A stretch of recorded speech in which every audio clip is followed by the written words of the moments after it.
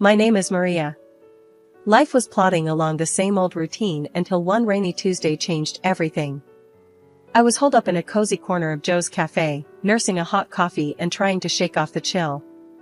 The rain was relentless, and I hoped it would wash away the funk I was in after a tough critique in my fashion design class. The bell above the cafe door jangled, and in came this guy, soaked from head to toe. He looked around, a bit lost, then chose the table right next to mine. There was something about him that was hard to ignore, even though I usually kept to myself. He caught me staring, and instead of looking away, he grinned. "Rough day, huh? Mind if I sit here?" "Go ahead, it's free," I said, trying not to sound too interested. He pulled out a chair, sat down with a sigh, and extended his hand. "I'm James. And you are?" "Maria." I shook his hand, noting his firm grip. "So, Maria, always this quiet in here?" he asked, looking around the nearly empty cafe. "Usually. Keeps the nosy folks at bay," I replied, raising an eyebrow. He chuckled. "Well, you could do worse. But seriously, what brings you here on a day like this?" "Just hiding from the rain and some critiquing eyes. I'm a dressmaker, or at least I'm trying to be one. Had a tough day at fashion school." "A dressmaker, huh? That's awesome. I'm in sales. Totally different world. But hey, we've all got our battles, right?" "Right," I nodded. His easy demeanor was a welcome change from the usual stress I faced. We ordered another round of coffee, and the conversation flowed as easily as the rain outside. We talked about everything from our jobs to our dreams. James wanted to make it big in sales, always chasing the next big deal. "What about you, Maria? What's your big dream?" he asked, leaning in a bit. "To run my own atelier.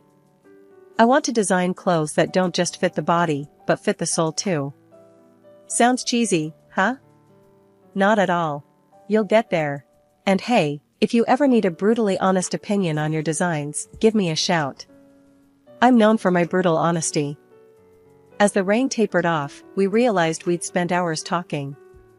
"Guess it's time to face the real world again," James said reluctantly. "Yeah, guess so. Thanks for the company, James. It was surprisingly nice." "Same here, Maria. Here's my number. Text me about those designs, or if you just want to escape another critique session," he said, scribbling on a napkin. James and we didn't waste any time. We knew we had something special, and before a year had ticked by, we were planning a wedding. It was nothing fancy, just close friends and family in a little chapel downtown. After we got married, things started moving even faster. We found a small apartment, big enough for two, and soon enough, it needed to be big enough for three.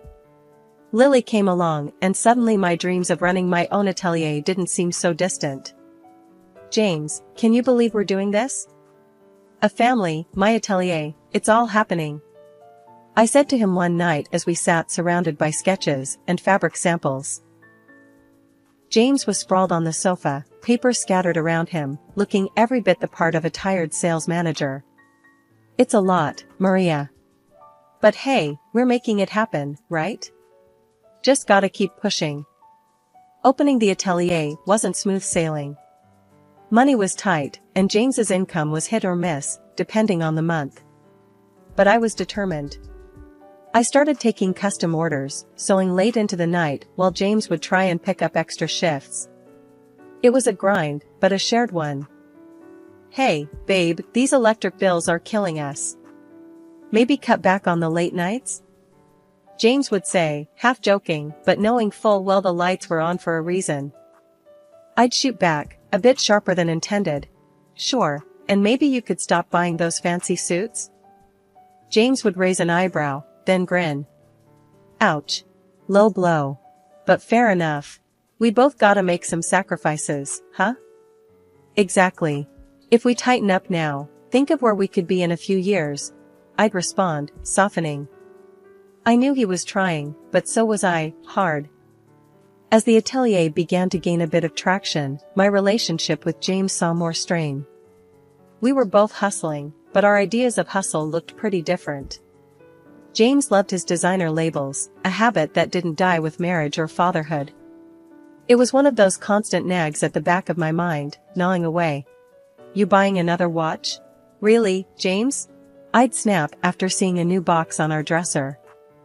It's not a big deal, Maria. It was on sale. He'd defend himself, his tone defensive. A sale? We need a new sewing machine. That's what we need on sale, I'd retort, frustration bubbling over. These spats became more frequent. They said money problems could break a marriage, and now I understood why. But every time I looked at Lily or walked into my atelier, I felt the fight in me burn brighter. I wasn't just building a business, I was building a future, our daughter's future. As the months rolled by, the atelier started to become what I had dreamed. Orders were coming in, clients were happy, and my little corner of the world was thriving. Life at the atelier was booming, but at home, things were starting to fray around the edges. Lily was growing up fast, already a teenager with her own ideas and attitudes about the world. She wasn't the little girl who used to play with fabric scraps on the floor of my studio anymore. Now, she seemed more interested in her phone and what her friends were doing. One evening, I overheard her talking on the phone. My mom? Yeah, she's just a dressmaker. It's kinda old-fashioned, you know? Not really cool. Hearing her say that stung more than I wanted to admit. The next day, I tried to talk to her about it. Lily, I heard you talking about my job last night. Does it really embarrass you that I'm a dressmaker? She shrugged, avoiding my eyes. It's just, all my friends' parents have normal jobs, and it's not cool, Mom. Normal jobs? Lily, what I do is a profession. It's how we manage to live comfortably. Don't you think that's important? I was trying to keep my voice even, but it was hard not to feel hurt. Whatever, Mom. It's just how I feel. She walked away, her words hanging heavy between us. James's spending habits didn't help matters. Every month, there seemed to be new charges for clothes or gadgets he didn't need. James, we talked about this. We need to save, not spend. Especially on things we don't need. Come on, Maria, I work hard. I should be able to enjoy the fruits of my labor. It's not like I'm blowing through our savings. He brushed off my concerns with a wave of his hand. But it's not just about you, or even us. It's about Lily, about her future. We need to be thinking long term. My voice was rising, frustration boiling over. All right, I get it. I'll cut back. James's reply was quick, an attempt to end the conversation more than a promise to change. Then there were the moments with Lily that felt like trying to talk to a stranger. Lily, you used to love coming to the atelier. Don't you want to help me out anymore? I asked her one Saturday morning, hoping to reconnect. Mom, that was when I was a kid. I'm not interested in that stuff anymore. She barely looked up from her phone. I sighed, feeling the rejection. You know, I built all this for us, for our family. I thought you'd be proud. Mom, it's just not my thing, okay? Her tone was dismissive, and it felt like a door slamming shut. One day, scrolling through Lily's phone while she was doing homework, I stumbled across a photo that made me pause. It was Lily and an unfamiliar young woman, both smiling at the camera. Lily, who's this with you in the picture? She glanced over, her expression shifting to discomfort. Oh, that's just my friend's mom. But it didn't stop there. Lily started spending more time with James, often out of the house. Meanwhile, I buried myself in work, barely seeing them. I noticed more photos popping up on social media, Lily, James, and the same woman at various events and beautiful places. It became a pattern, this mysterious woman always there, smiling alongside my family while I was left out, sewing away into the night. Coming home that night felt different. The house was too quiet, and a sinking feeling hit me as soon as I turned the key in the lock. I called out, expecting to hear James or Lily, but there was no response. My heart thudded painfully in my chest as I stepped further inside. The living room light was on. I rounded the corner and stopped dead in my tracks. There, on our sofa, sat James and a woman, the same woman from the pictures. "James, what is this? What's going on?" My voice came out sharper and louder than I intended. James didn't even have the decency to stand up. He just looked at me, cold and distant. "Maria, this is Helen. She's moving in. We need you to move out." The words were so blunt, so brutally delivered, they nearly knocked the wind out of me. "Move out? This is my home, James. You're asking me to leave my own house?" Helen smirked, crossing her legs and looking around like she owned the place. "Well, it seems like James made his choice, honey. Best you make this easy on everyone and just leave." "Shut up," I snapped, my focus shifting angrily between her and James. "I'm not talking to you. James, how could you do this to us? To your family?" James stood up finally, his expression one of annoyance rather than remorse. "It's done, Maria. I'm done. We're done. Helen is here now, and that's just how it's going to be." I felt dizzy, the room spinning as their words echoed in my head. "And Lily? Does she know about this? Does our daughter know that her father is kicking us out for her?" James shrugged, a cruel indifference settling over his features. "Lily is fine with it. She likes Helen. She understands things you never did. She doesn't want to see you anymore." That hit harder than anything. My own daughter? Siding with this betrayal? I pulled out my phone, my hands shaking, and dialed Lily's number. "Lily, is it true? You really don't want to see me anymore?" There was a pause on the other end, then Lily's voice, cold and distant. "Yeah, Mom, it's true. Helen's cool, you know? She gets fashion, she's fun. Not like you, always stuck with your sewing and clients. You're just old-fashioned." Tears welled up in my eyes as I listened to her words. All those nights I stayed up working, all the sacrifices, it was all for her, for our family. And this was how she saw me? I hung up, my heart shattered into pieces. Helen looked pleased, her confidence swelling as she demonstratively stroked James's back, her smile haughty. I couldn't stand to be in that house another minute. I silently packed up the necessary things, my movements robotic. As I walked out the door, the sobs I had been holding back broke free. The drive to the hotel was blurry through my tear-filled eyes. Sobbing with resentment, I checked into the hotel, feeling lost and betrayed. I woke up in the hotel room feeling like I'd been run over. My head ached from crying, and my eyes were so swollen it hurt to blink. My phone buzzed with a message from Anna, my best friend who worked at a law firm. She had heard about the breakup and was checking in. Meeting Anna at a nearby cafe, I tried to compose myself, but as soon as I saw her concerned face, the dam broke again. "Maria, oh my God, are you okay? What happened?" Anna reached out, her voice full of worry as she grabbed my hands across the table. I shook my head, my voice a whisper. "James, he's with someone else. Told me to get out of our home. And Lily, she's siding with him, Anna." Anna's face hardened. "That's just cruel, Maria. You don't deserve any of this. You need to fight back, and I know just the person who can help." I blinked, taken aback. "A lawyer, you mean?" "Yes, the best divorce lawyer in the city. I've seen him in action, Maria.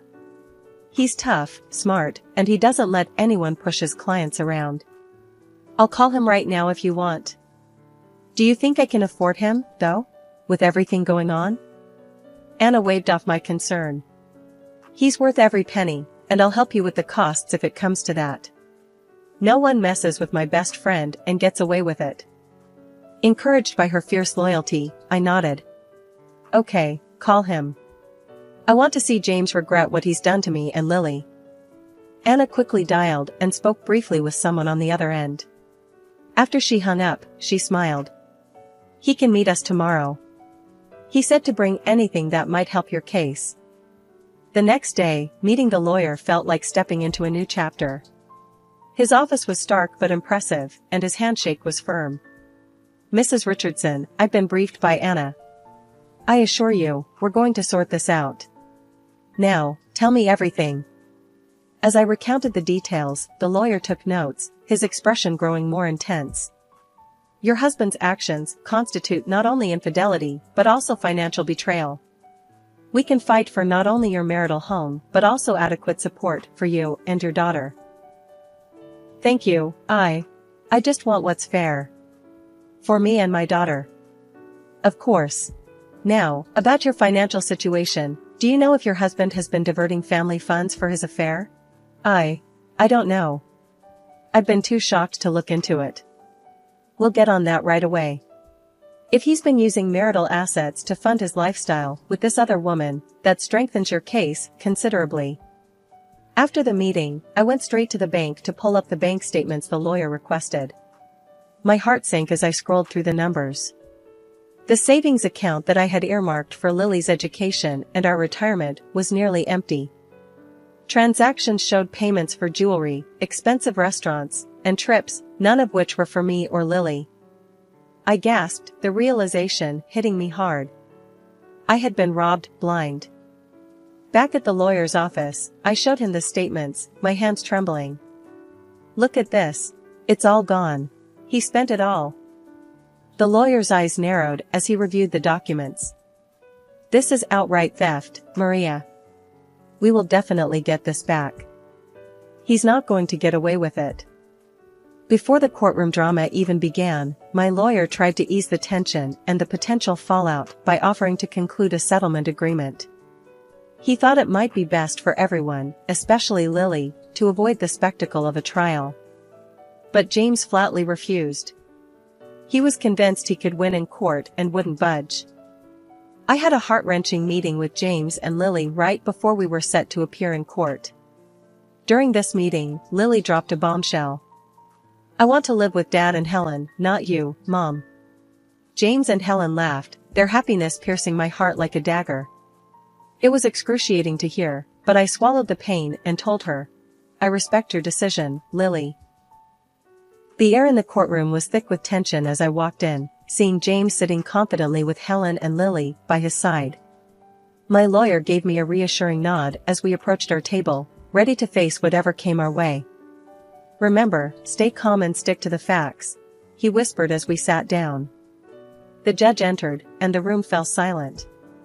We are here to address the dissolution of marriage between Maria Richardson and James Richardson. Mrs. Richardson has also brought forth claims of financial mismanagement. We will proceed with the opening statements. James's lawyer was the first to speak. Your Honor, we contend that Mrs. Richardson's claims are exaggerated. My client has been a good husband and father, and any financial issues were mutual decisions. We seek a fair division of assets and primary custody of their daughter for Mr. Richardson. His words made my blood boil, but I kept my face neutral. My lawyer stood, his voice clear and commanding.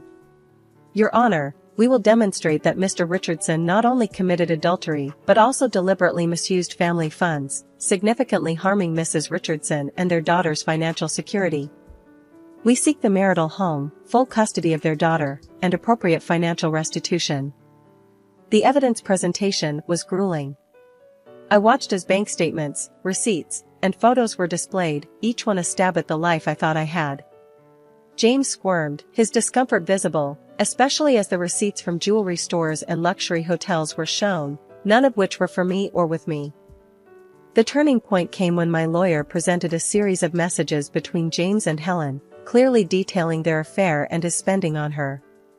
The evidence was damning, and even James's lawyer seemed to falter. Mr. Richardson, can you explain these messages? My lawyer asked, his tone cool. James stuttered, his facade crumbling. It was just a fling. It didn't mean anything. I wasn't using family funds for. Your Honor, the bank statements disagree. My lawyer interjected, showing the court the detailed transactions that James couldn't explain away. In his closing statement, my lawyer was resolute. Mrs. Richardson trusted her husband to honor their shared life and responsibilities. Instead, she and her daughter were betrayed. We ask for a ruling that reflects the gravity of Mr. Richardson's actions. James and Helen were silent as the courtroom buzzed around them. The judge nodded, taking in all the information before adjourning the session. The courtroom was packed on the day of the final hearing, the air heavy with anticipation. I sat there, hands folded in my lap, trying to keep my nerves in check. James, Lily, and Helen were on the other side, looking confident and smug. The judge cleared his throat and began reading the decision. In light of the evidence presented, I am awarding the marital home to Mrs. Richardson, along with financial compensation from Mr. Richardson for the misappropriation of family assets. My heart leaped with a mix of relief and victory, but the most crucial part was yet to come. The judge continued. Now, regarding the custody of the minor child, Lily Richardson. James interrupted, standing up with a sneer. Your Honor, my daughter has expressed her desire to live with me and my partner, which means Mrs. Richardson should be paying us child support for her maintenance. There was a murmur in the courtroom. I felt a cold wave of fear, but before I could say anything, Lily stood up. She looked straight at the judge, her voice clear and strong. I've changed my mind. I want to live with my mom. I've realized my dad used the money my mom saved for my education. I was wrong before. My mom is the best. She's smart and modern, and I want to be with her. The courtroom fell silent. James's face dropped, his smug smile wiped away in an instant. Tears of happiness and relief rolled down my cheeks as I listened to Lily's words. The judge nodded, looking impressed by Lily's courage. The court respects the minor's wishes. Custody of Lily Richardson will be granted to Mrs. Richardson. Furthermore, Mr. Richardson will provide child support payments. James slumped back into his seat, defeated. The judge concluded the proceedings, and as we walked out of the courtroom, I pulled Lily into a tight embrace. I love you so much, Lily. I'm so proud of you. As we exited, we saw James and Helen arguing heatedly. Helen's voice was shrill as she berated him. I don't need a loser who's broke. I'm finding someone who can actually provide for me. With that, she stormed off, leaving James standing there, utterly alone and broken. A few months after the dust had settled and our lives began to find a new rhythm, a bit of unexpected news found its way to me. Turns out, James was fired from his job not long after the court's decision. He struggled to find work for a good while, which was something I heard through the grapevine. When he finally did land a job, it was as a handyman. The days of fancy suits and expensive shoes were behind him. With that chapter behind us, life in our new home felt like waking up to a new world. Mom, I was thinking. Lily started, her spoon clinking against her cereal bowl. Why don't we do something big with the atelier? Like, really shake things up?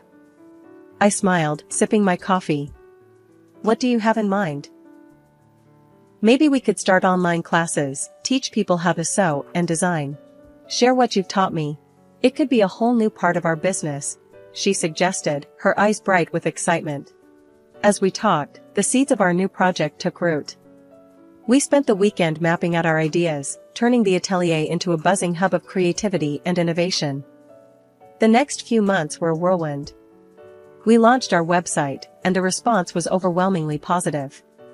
People from all over signed up for classes, eager to learn from us. The sense of community was palpable, even through the screen. Our lives had settled into a comfortable rhythm, filled with fabric swatches and video tutorials. The atelier was thriving, and so were we. But something was still missing, and I knew exactly what it was. One sunny afternoon, I broached the subject with Lily. How would you feel about moving to a bigger place? Somewhere with more space for both our home and the business? Lily's eyes lit up. Really? Could we? I've been saving up, and with the business doing well, I think it's the perfect time. We could use a fresh start, don't you think? Absolutely, Mom. Let's do it. She agreed without hesitation. So, we began house hunting, eventually finding a charming little house in the suburbs, with plenty of room for both our living quarters and a spacious new atelier. Moving day was a flurry of boxes and laughter, the excitement palpable as we set up our new home. The house quickly filled with new memories, every room echoing with our laughter and dreams. The atelier, now twice the size of our old one, became a local hub for aspiring designers and hobbyists alike. Looking out over our new beginning, I knew we had finally found our place in the world. It wasn't just about surviving, it was about thriving, about making each day count.